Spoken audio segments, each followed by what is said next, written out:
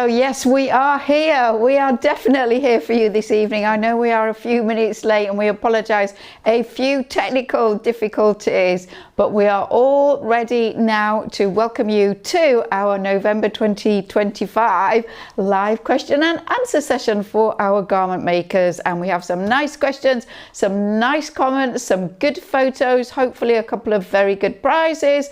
We have Peter, who has just rushed back from the gym, having done bench presses and I don't know what else, and also of course David here this evening. And I cannot start without talking about the weather, can I? We have had snow today on and off all day, which is very unusual in these days of global warming, so that was quite exciting. So I'm going to pass you over to David so that he can welcome you, and I already know that you've said that you are from snowy and very cold places, some of you, so let's hear where you're from today.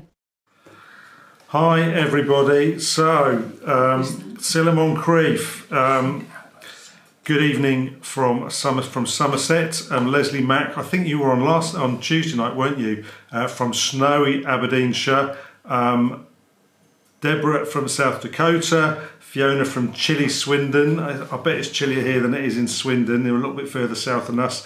Good evening from a very chilly Shetland. I think, Kathy, you probably beat us on the chilli steaks. Who else have we got? Leatherhead, Icy Reading, lots of different people coming in. Hopefully you can all hear us, so let's get cracking with the prize draw for this evening.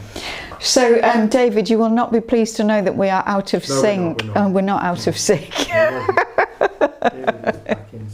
So Peter, come and talk to us, because you are going to pull out 2 tickets for 2 winners. So what have we got today, Peter?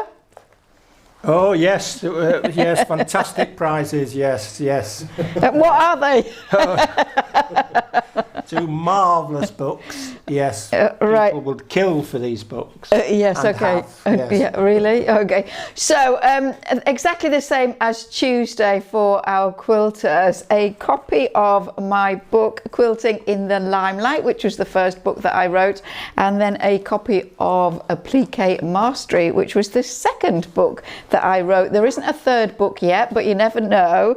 So 2 lucky winners are going to receive one of these books, and then we will get in touch with you. We will ask you if you would like the book signing. It doesn't have to be signed to you. If you want to gift it to somebody else at Christmas because you already have a copy or 6, you're perfectly welcome to do that.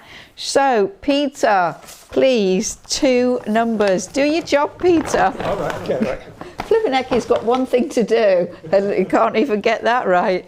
And I wonder what he was going to look for. With this second book, Peter, as he did with the first book, did a lot of the editing, and particularly with the second book, I was on a really tight deadline to get it finished, and my publisher was really pressuring me, really pressuring me. And so Peter did a lot of kind of the measuring and looking at how many circles were on a particular piece of the quilt, all kinds of things. And when I asked him how he wanted to be credited at the end or the back of the book, he said, I want you to put Peter Naylor, averter of calamities, and that is indeed what it says. And he is true to his word. He's always averting my calamities. Thank you so much, Peter. So have you given David the tickets? No, you're just hanging on to them. Yeah, concentrate, man. Come on. Right, okay, so hopefully you will be excited at the possibility of winning one of those 2 books. So we will begin with our first question. Okay, so as Peter disappears behind me, the first question is from Jenny, and we have some pictures with this, which I think I've got teed up.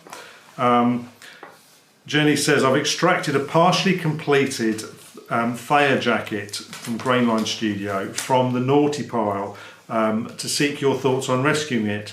The workwear inspired jacket is stated to feature a slight A-line shape, but I have found the back to have a lot of flair to the extent that it falls almost in pleats. So let's see if we can see some of these photos. So there's, that's the one that where Jenny's actually pinned it. Here's here's the one where it's before it's pinned, I think. I've cut size 10 in line with my measurements. I'm wearing a jumper underneath in the photos, but I'm wondering if I should have tried a smaller size. I can't remember now if I have adjusted the shoulder width before attaching the sleeve, but I often need to adjust for narrow shoulders, and I've added shoulder pads. I've attached the photos of the pattern. I've tried unsuccessfully pinning out the flare down the centre back, which we saw here. I'm sure Philippa will ask me to come back to these. Oh, there's the pattern, there's the pinning. Pinning out the side seams pulls the seam on the back of the garment, so it appears the problem lies with the back. The only correction I can think of is to remove all of the line shape just from the back side. Any thoughts appreciated, Philippa, as to what I might be able to do? Okie dokie. So a very long question there with lots of photographs, which we always appreciate.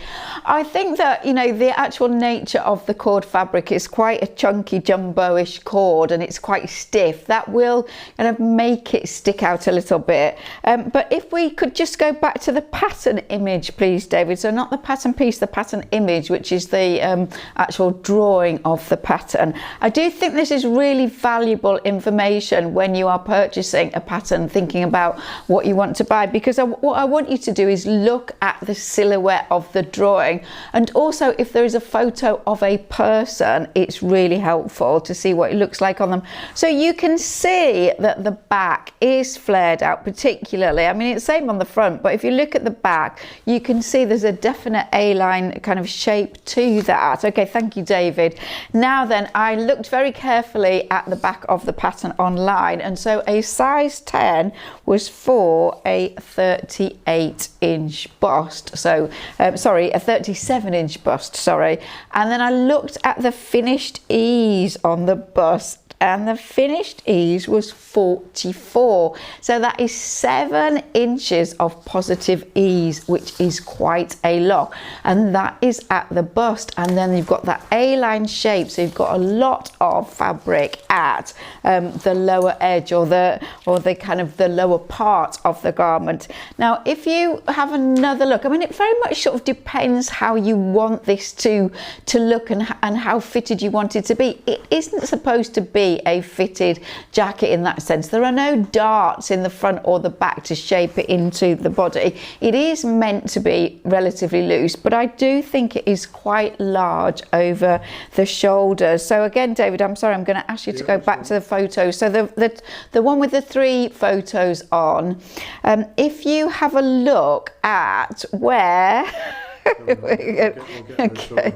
If you have a look at where the shoulder line comes on, well, that's fine, and yeah, that's good. If you look at where the shoulder line comes, you can see that the natural shoulder line and the seam, the armhole seam, are not corresponding in the same place, and so that is adding width. And you can't remember, can you, Jenny, whether you actually altered the shoulder or not. You can lay the pattern piece on it and see whether you narrowed the shoulder, but clearly you already know that your shoulders are kind of fairly narrow. So it is starting off large at the shoulder. You have to some degree helped that by adding the shoulder pads. Always a good move, love a shoulder pad, yeah. And so you're starting from a wide point and it flares out, so that's why you've got that extra fabric.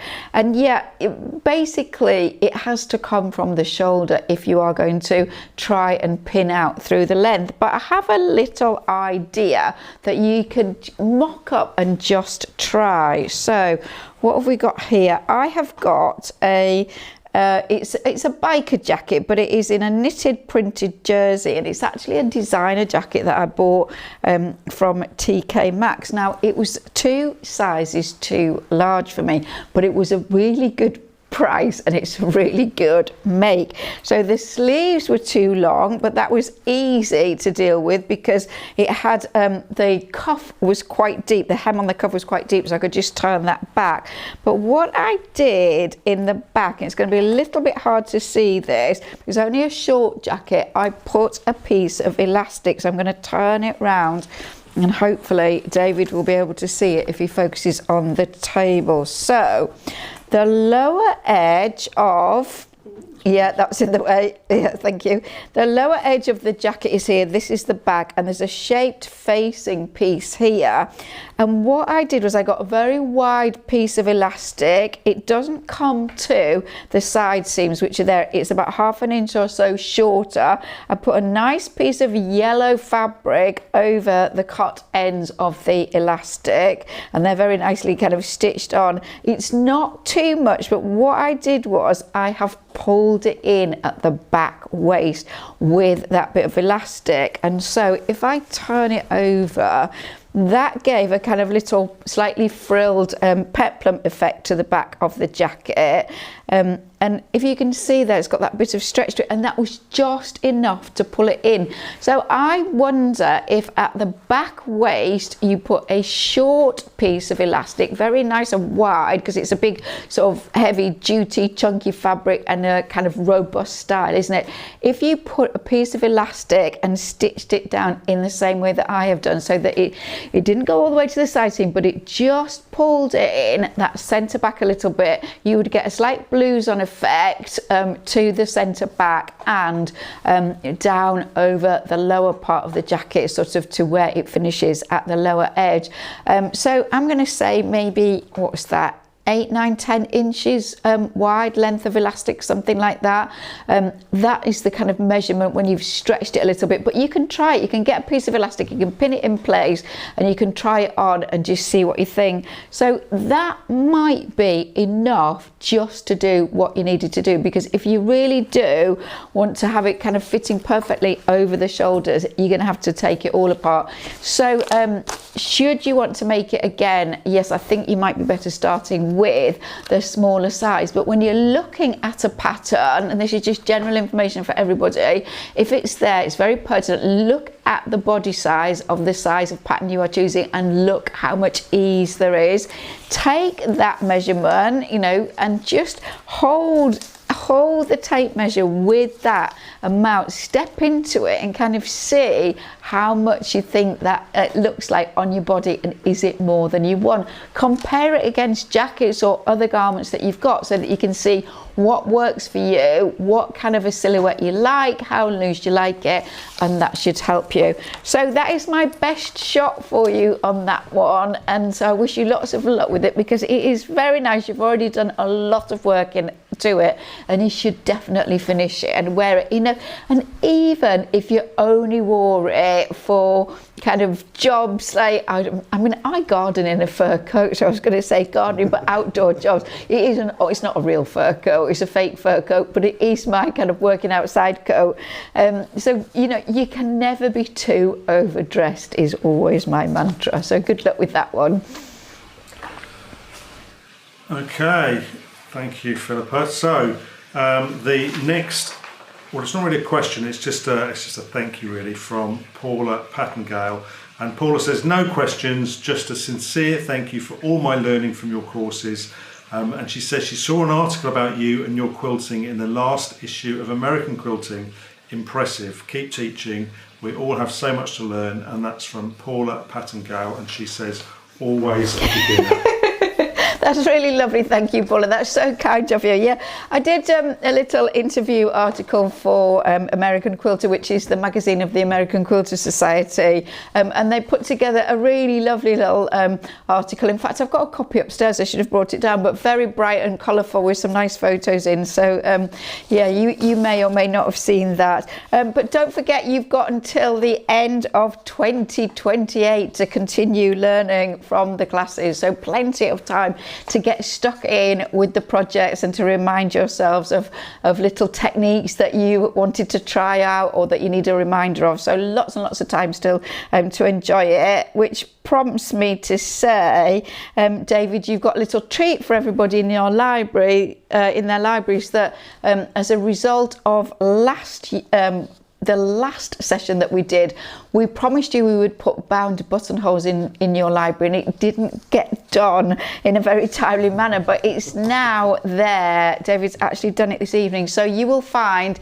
a little section called bound buttonholes. It's 15 to 20 minutes, 4 different sections showing you how to do a really good bound buttonhole. So do check that out. Little bit of bonus content for you there.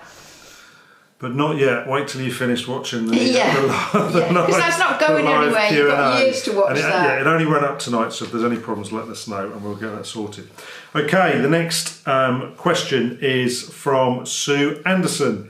And Sue says, as this will be the last standalone dressmaking Q&A, I thought it'd be nice to celebrate everything Philippa has taught us. I'm a member of both groups, and while I have done basic dressmaking all my life, I've never done patchwork and quilting before. The quilted jacket using shirts from charity shops sums up everything I have learned. And we've got an image here. There's Sue.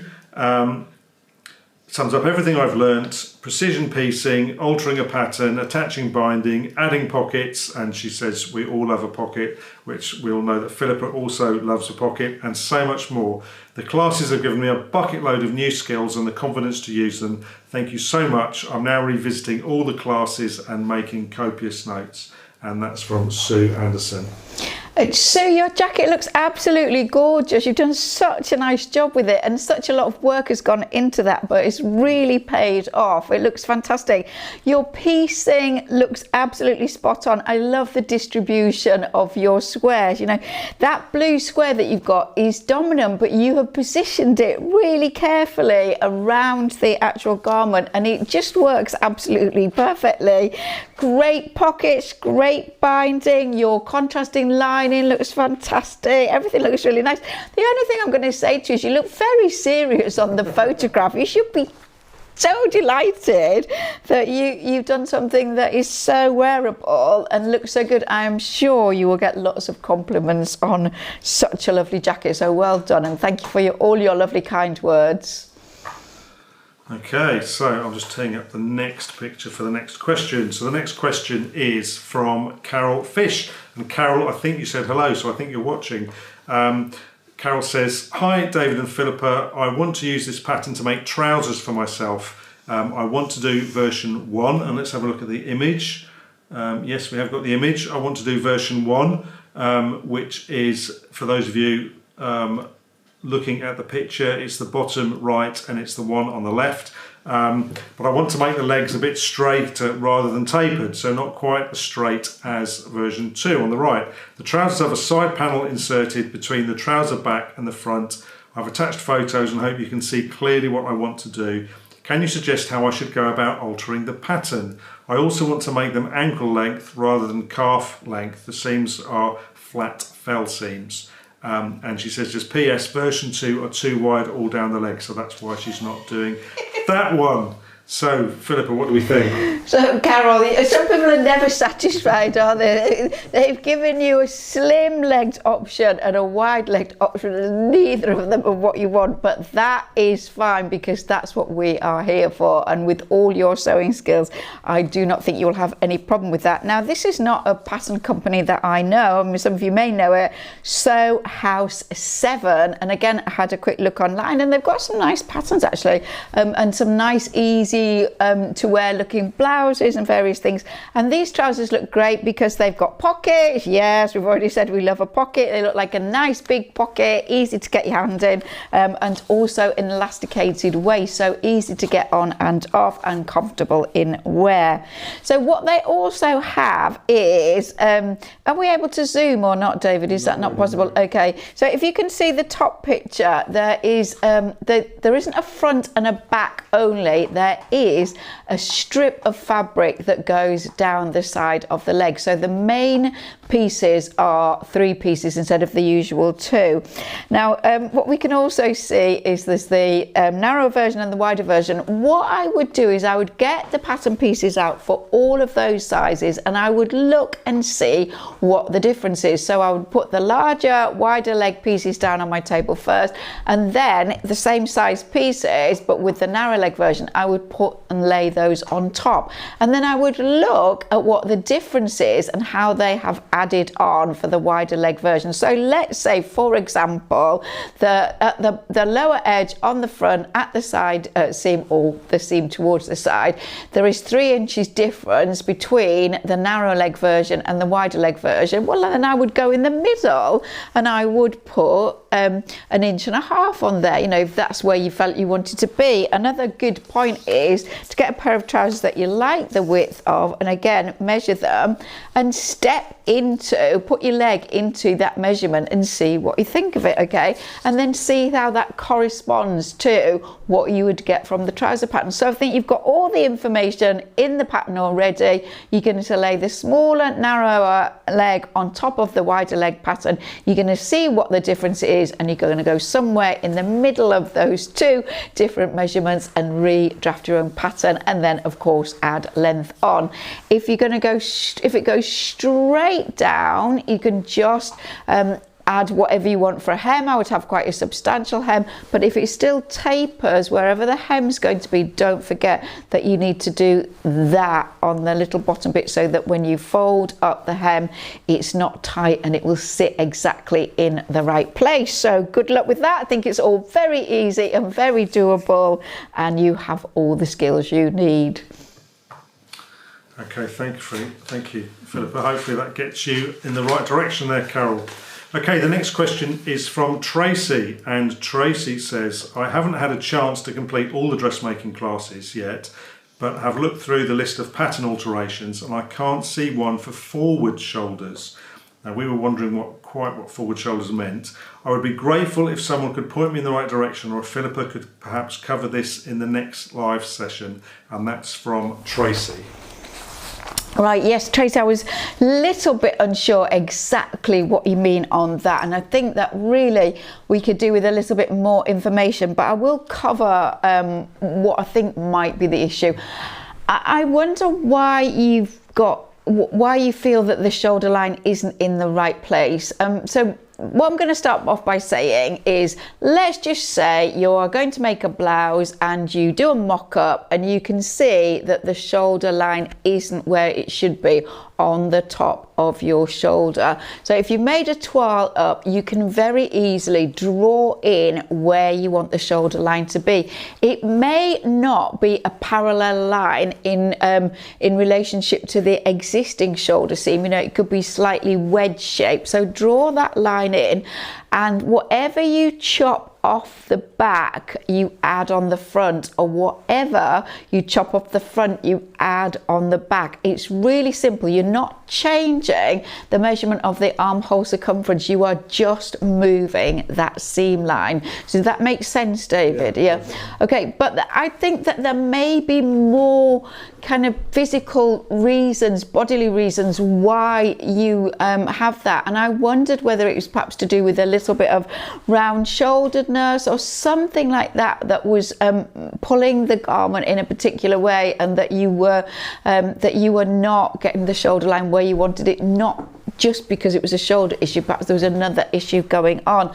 And so what I want you to do is I want you to analyse yourself a little bit more carefully, and if you've got somebody that could take a photo of you from the front and the side and the back, just with a t-shirt on or something, that would be really useful, because if it was a fairly fitted t-shirt, you would be able to see the actual your body shape. I mean, I personally have slightly rounded shoulders, and even when I was a teenager, this is awful, my dad used to call me banana back, which is so kind of him, wasn't it? Too much time spent bent over the sewing machine, clearly.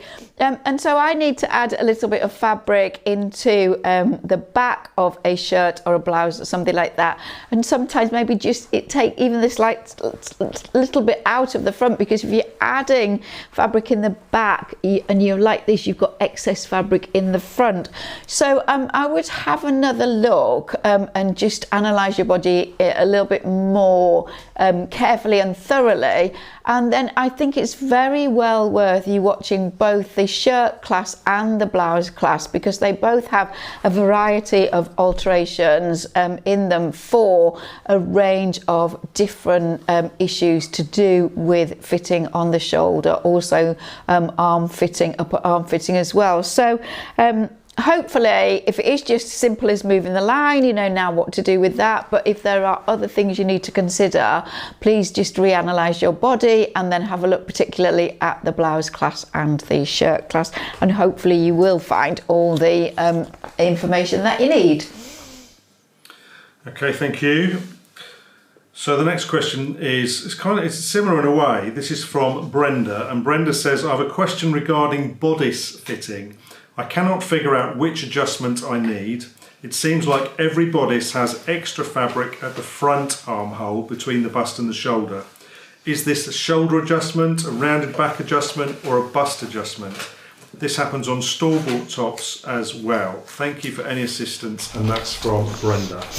So you're making me work hard tonight, you ladies, because you're kind of giving me bits of information, but not sending photos and to what you actually the issue is. A good photo does give me a really big help with this. But what I imagine is that you need to do a full bust adjustment, and as we have spoken about in the past, patterns and often bought garments are made for a B or a C cup, so a fairly small cup size, and I've kind of despaired about this in the past because that was maybe true kind of 40 years ago, but now cup sizes are much larger. We have much more generous cup sizes. So this is what I think is happening. The garment is tight across the bust, and it's tending to ride up because it's trying to find more fabric, so it's riding up, and you are getting excess fabric at this point here,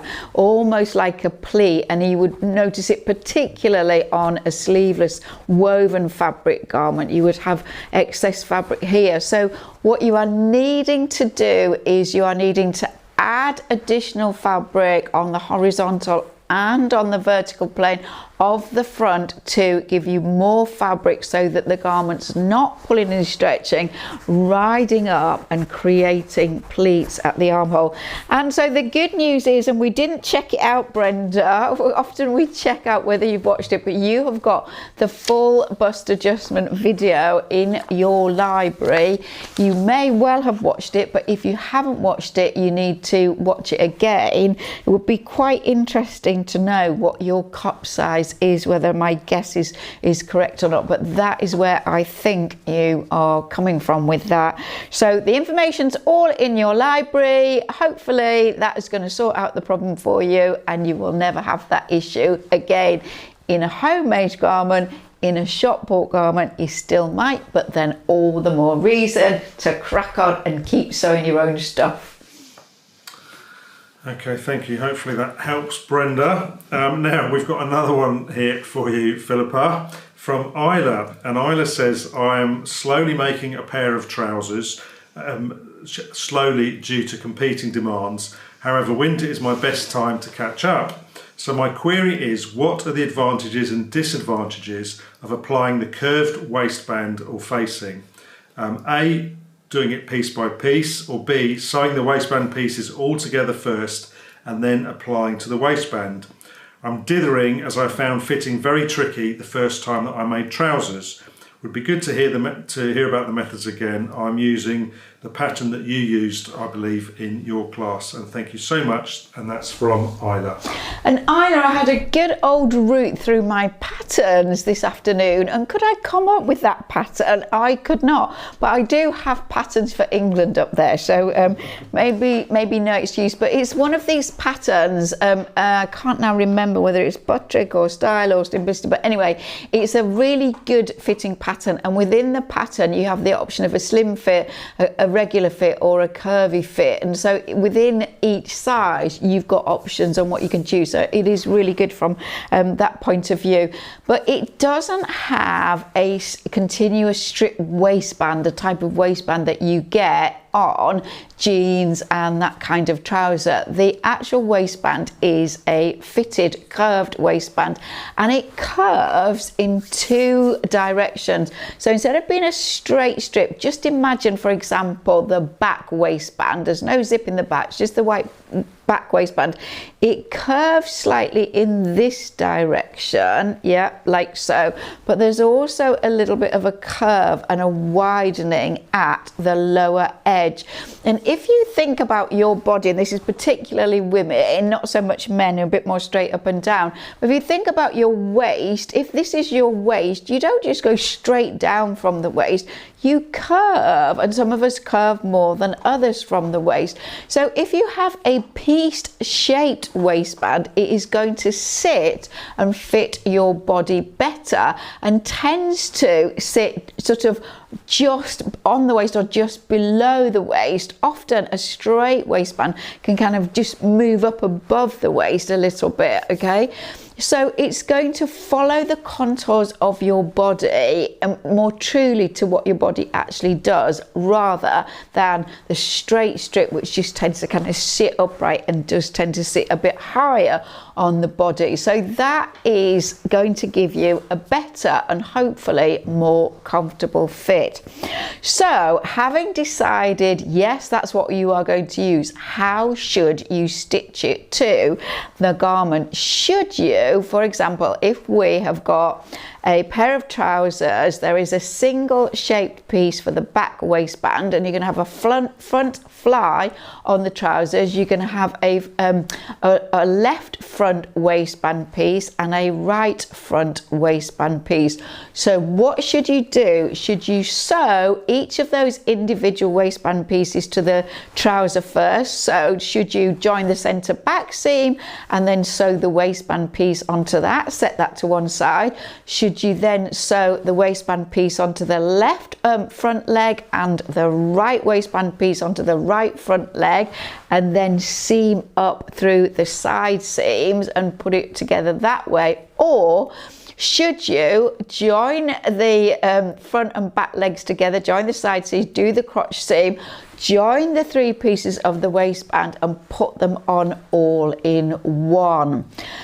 I don't think it makes too much difference, but what I'm going to say is I do actually think there is an advantage to putting the back waistband onto the back and the front waistband pieces onto the front and then seaming up the sides, particularly if you have a nice generous side seam of 3/4 of an inch, something like that. Because if you do it in that way, should you want to let the trousers out, it's really easy to let the trouser out or even take it in all the way from the hem through the waistband in one go. Whereas if you have joined the waistband pieces and you've joined the trousers and then you put them together, it's much easier to make a side seam adjustment.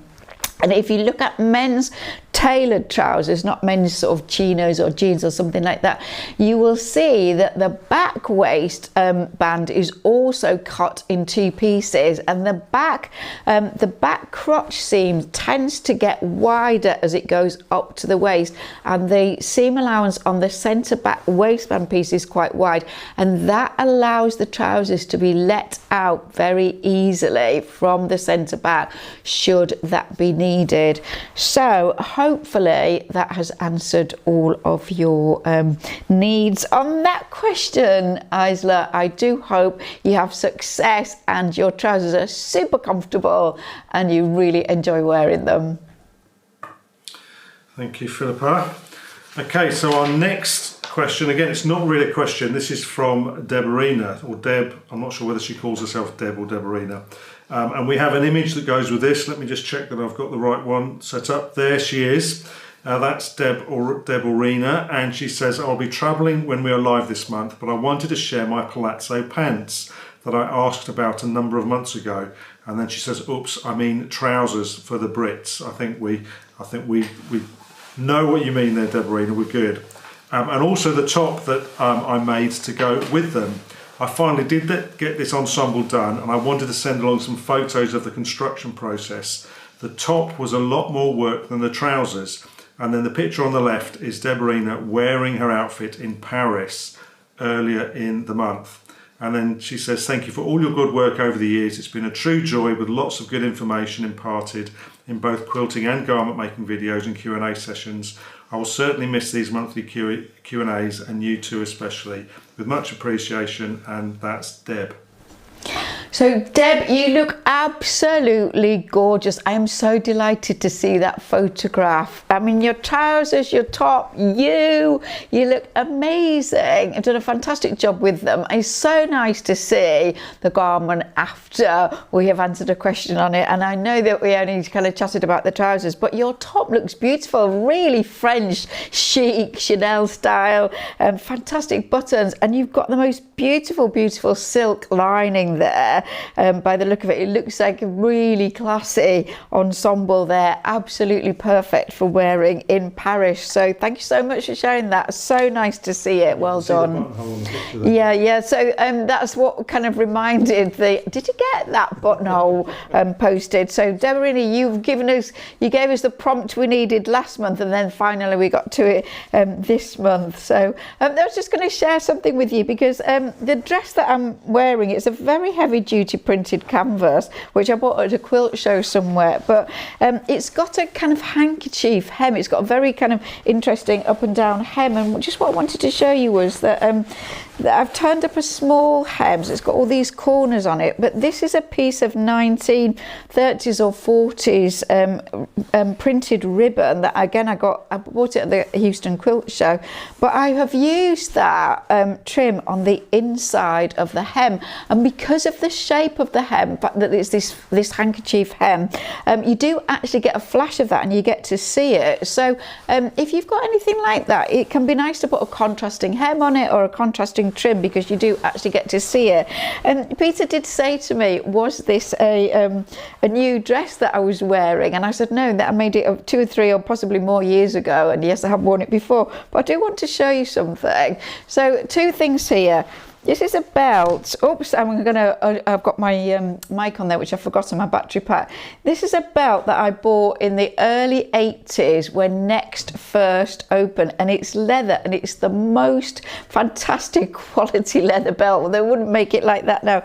But I've got it on the same buttonhole that I wore on in the 80s. But what I would say to you is that in the 80s I had it on buttonhole number 3, and it was slung down low on my hips, and now it is on my waist. However, I am still wearing it. But the other thing that I just mentioned to Peter was that this scarf, it is a genuine rayon Art Deco scarf from the 30s, and I bought it in a second-hand shop in 1979. So I don't throw anything away, I just keep wearing them, and they do come back again. So don't be tempted to have a big clear out when you've got something that you've really loved, because it will probably come back and show its face again as everything goes round in cycles.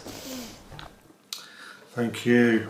Okay, the next one is not a question either. It's this is a follow-up from Sarah Runnacles, and this is a follow-up from the last session about the rick-rack. I think Sarah asked a question about that, and she said, as you can see, I bottled out of doing a pointy collar. So let's have a look at the image. Here is her work. As you can see, I bottled out of doing a pointy collar. Phila's advice was invaluable though. Next time on the pointy collar, I think she means. The fabric is cotton silk I bought in Japan. I didn't quite have enough as it was woven on a 36-inch loom, so I had to use some Liberty facing. Thanks for all the wisdom and fun times on this channel. All the very best for the future for Philippa, Kelly, Peter and David and the girls too. And that's from Sarah. Sarah, we're delighted to see that blouse. It looks fantastic, and the rick-rack's really great, isn't it? Because your fabric is a really kind of strong graphic fabric, and it's got some straight lines in it, but it's got curves in it as well. It's got quite a lot of kind of curvy shapes in it. So the rick-rack is perfect for kind of drawing your attention to that detail and repeating that theme with it. I think it's fantastic. I love the fact that you've got it on the top of the cuff and on the underside of the cuff as well, on the outer edge of the cuff. I would only have thought to put it on the outer edge, so that's a really good tip for me to remember. And yeah, you have all the skills. You can easily do a pointed collar if you want to, but for this fabric and for that size of rick-rack, the curved shape of the collar complements all of those things as well, so it is the perfect choice. So yeah, well done you. And yeah, getting a bit of liberty in there's never a mistake, is it? So lovely to see that. Well done. Okay, now Kathy Kelly says, I hope I wasn't too late for this. No, we managed to sneak you in, Kathy. Thank you. Last month I asked Philippa a question about the pockets on my quilted jacket and she very kindly helped. So here is the jacket. So I've still got Sarah's picture there. So there's the jacket. Not quite completed, but almost there. Just the buttons and a bit of work to finish on the binding. I'm thinking of teal colour buttons. What do you think, Philippa? As always, thank you all for your continued work helping us every month. And that's from Kathy Kelly. Well, Kathy, you wasted no time there, did you? You really got on with that and you've done a fantastic job. Your pockets look really great. The size is just right for that big, chunky, loose, lovely, easy to wear shape. So I think you've done the most fabulous job on that. It looks absolutely perfect. And of course, you must have teal colour buttons. What other colour button could you have on there? So yeah, that's really lovely. And you could also think about, you know, I'm not saying you have to do this. Try it out on a sandwich of the fabric that you've used in your jacket, but you could use a contrasting coloured thread for your buttonholes. So it's a little hard to tell from the photos. I can't tell whether that's a dark red or a kind of rusty brown print, but I mean, you could consider using that colour thread for your buttonholes, or you could have teal for your buttonholes. And it looks like you've got a little bit of black or a dark navy on the reverse, which we can see on the turn back cuff and the pocket flap. So it may be that there's a colour in there that you could pick out as well. So just think about adding another little detail with that. But well done for doing so well, actually creating it, and for getting it done so quickly. I am very impressed. So I'm just teeing up the next picture there. Okay, so the next question is from Kath. And Kath says, my question is about sewing silk organza. I want to make statement sleeves, and we'll see if we've got the right picture teed up. Now they are definitely statement sleeves on the left there. I want to make statement sleeves like this ready-made dress on the photo. So the one on the left is the ready-made one. I found some silk organza. It's £20 a metre, so I don't want to mess it up. I'm adding the sleeves to a satin dress. I have an industrial machine and a Bernina 570 QE, which I'm still getting used to, but it does have dual feed. I'm planning on using the sleeves for this dress pattern as my base pattern.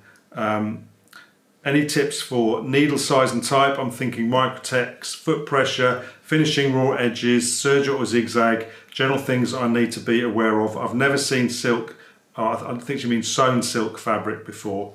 Thanks, and that's from Kath. And now we do have some pictures, but I'm going to hand back to Philippa because we were trying to work out exactly what was going on here. So a beautiful dress, the dark dress. I can't tell whether it's navy or black, Kath, but it looks really lovely. And we imagine that that is you wearing the dress. So very stylish. Yeah, looks very sophisticated. So it was very hard to see from the red pictures what actually was happening there. What I think I'm looking at, if we look to the image on the right hand side, it looks to me like you've got strips or even small pieces that you have sewn on with a regular straight stitch onto a backing fabric, but I'm a little unsure that that's what we've got there. The dress that you are wearing, what I think I'm seeing, and it is because it's sort of dark on dark, that you've got a kind of a fluted ruffle that is stitched down in a vertical manner onto the sleeve. I wish I had a really good close-up detail of the sleeve of the actual dress that you are hoping to replicate or do something similar with.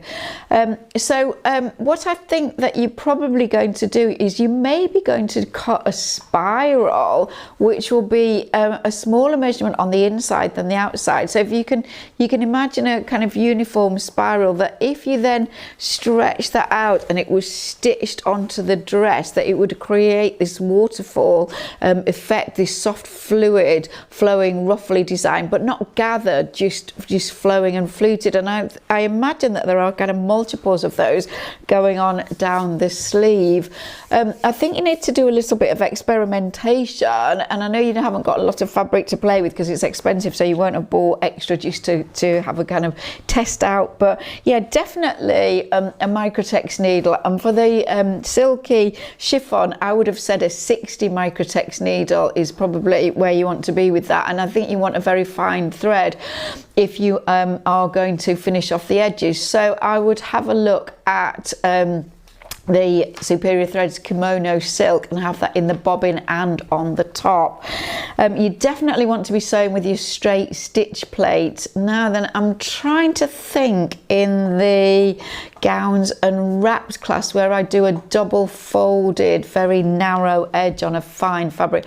Just can't quite remember. But anyway, if you were to, let's say for sake of argument, you cut out these pieces and you had a 1/2 inch wide seam allowance, and you were going to hem it, what I would do is I would press to a single seam to the wrong side 3/8 of an inch, and with my silk thread top and bottom I would sew as close to the edge, the folded edge, as I could get without falling off, and I would stitch all of that, and then I would trim the seam allowance away to as really close to the stitching, and then I would turn again and stitch it again, and you would get this very, very tiny, narrow kind of 1/8 of an inch seam with 2 rows of stitching visible on the wrong side, but only 1 row of stitching visible on the right side. And in that very fine thread, it wouldn't look wrong if you see both sides of that hem.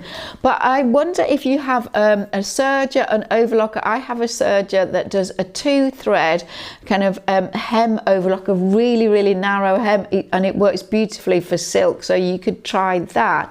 But I also wonder whether it is worth considering some of these curved pinking shears that cut a scallop, which of course I have in front of me from the session on Tuesday, particularly if you cut your pieces on the bias and you pinked the edge. This is not going to be a garment that is going to be put in the washing machine. You might have it dry cleaned occasionally, but it might be that your fabric is such that it doesn't really pull away if you did that. And so do you actually need to do any stitch on those raw edges? I've got a couple of bought dresses and they are not silk. They're in a very tightly woven cotton poplin, really high quality cotton poplin, but they've got a ruffle on the hem, and one's got a ruffle here and on the cuffs, and they are just scallop pinked, and they have been in the washing machine on numerous occasions. I mean, I give them a gentle wash, I don't put them through a 90-degree boil wash, but they really have stood the test of time with just that cutting. And if you look at kind of 16th, 17th, 18th century garments and women's clothes with lots of ornate ruffles and things on, they are just pinked on the edge. They often are not stitched. So do think about that as an option and do a little try out. You ask about foot pressure. The finer the fabric, the more pressure you need on your presser foot to really hold it as it goes through. And sometimes when I am doing something really fine like that, and say I'm going to do that double stitched really narrow hem that I talked about initially, sometimes the work doesn't feed very easily at the start, and there's different ways of going around that. So let's say you'd cut your spiral strip and you'd cut it to kind of the length you want. If you give yourself an extra inch or so, and I would do it at both ends, but the first little bit that didn't sew very well, and it tends to chew a bit sometimes, doesn't it? If you've got that extra bit, you can come in a little bit from the raw edge before you start your stitching, and you've got an extra bit that you can cut off should you need to. Or if you, let's say you were going to do a strip where you wanted a hem on the short edge and a hem on the long edge, that very fine double stitched hem, you could sew the first one with a bit of extra on, but the second one, when you're coming down the second side, you can't have that excess, can you? So quite often with a hand sewing needle, I'll get a double thickness of the silk thread that I'm using, and I'll just put a long tail and just catch the end of the fold, so that as I start to sew, I've got this long tail that I can pull to encourage the thing to start working. Or alternatively, you can have a leader strip of the same fabric, pressed, folded 2 or 3 times, and you sew onto that and then put your actual piece of work in.